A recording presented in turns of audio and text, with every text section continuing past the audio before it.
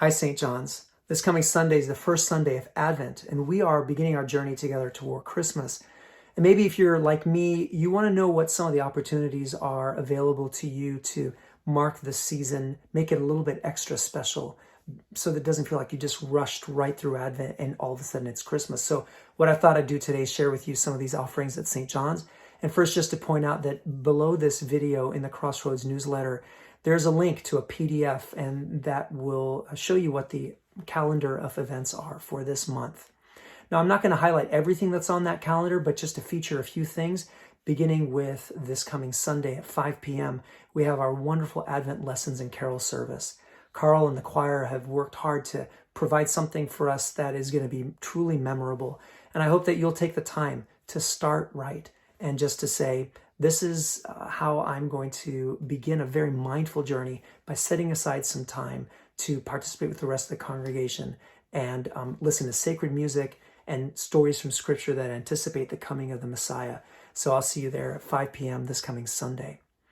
Now, there are other things that we offer on a regular basis, like Tuesday morning prayer, Wednesday Bible studies with me at 10 a.m., noonday prayer on Wednesdays. And those are on a regular basis. Maybe you want to take part in them this season.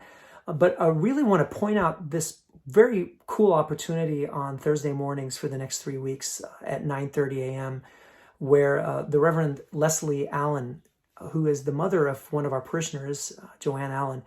So from her home, Leslie will be providing a meditation series for 3 weeks, and her home is in England, and we'll be kind of bridging across the sea and just participating in this beautiful offering. So that's a meditation series on Thursdays at 9:30. I hope you'll consider being a part of that. Now, the week of Christmas, I want to let you know a few opportunities.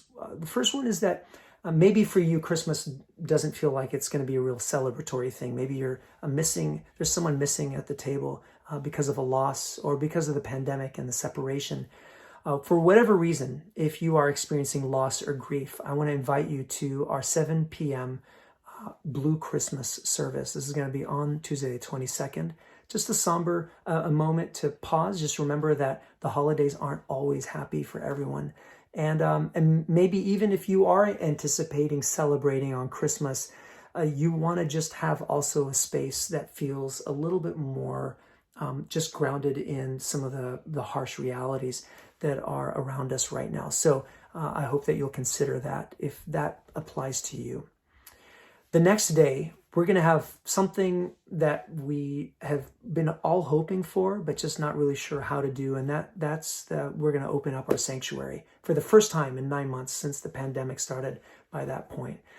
And what we thought is, look, people want to leave their home on Christmas Eve, just maybe get dressed in their Sunday best and feel like they're making a pilgrimage to some sacred place. And there's, I think, for many of us, this longing to re-enter our sanctuary.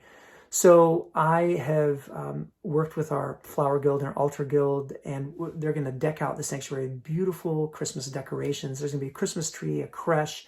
Carl is going to be on the organ playing organ music. And we just invite you in a very socially distant way, one household at a time, to enter the sanctuary down the middle aisle, light a candle, kneel maybe, say a prayer. Ann Dursey and I will be there and to just connect with you for a moment, and then you exit through another door.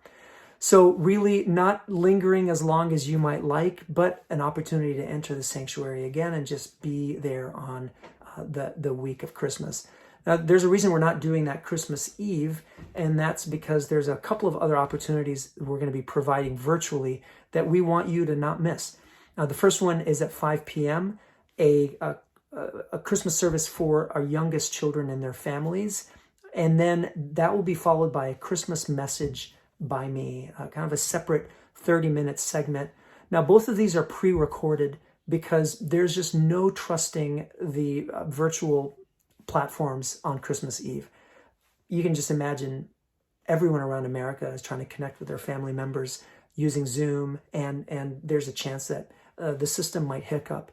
And so those are pre-recorded services we're doing, but we felt like it's really important at Christmas time to have a live experience, even if it is a virtual worship service, that it is live. And that's why we've decided this year, in addition to the children's service and my Christmas message, although that won't be a full service, that our principal Christmas gathering will be with the National Cathedral and our fellow Episcopalians around the diocese, hearing our Bishop Marianne Buddy preaching and listening to just sacred choral music and instrumentalists. Just really, the National Cathedral knows how to do a Christmas service really well, and they have the resources to do it virtually in a way that's live and very connective. So we will be, as a congregation, joining that gathering on Christmas Eve, and that's at 8 p.m.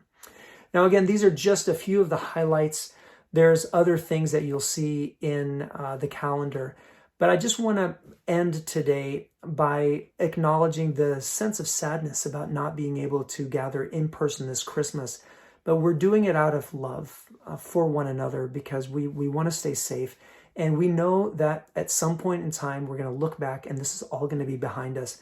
And we're going to say, we journeyed well and we stuck together during this time.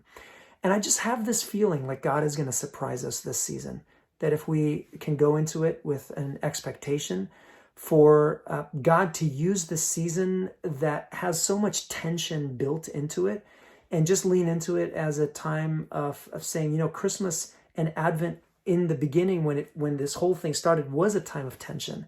And maybe we can use our story to connect with the original story and see how we might meet God in that space. God bless you, St. John's. I will see you Sunday as we begin the Advent journey together. Bye.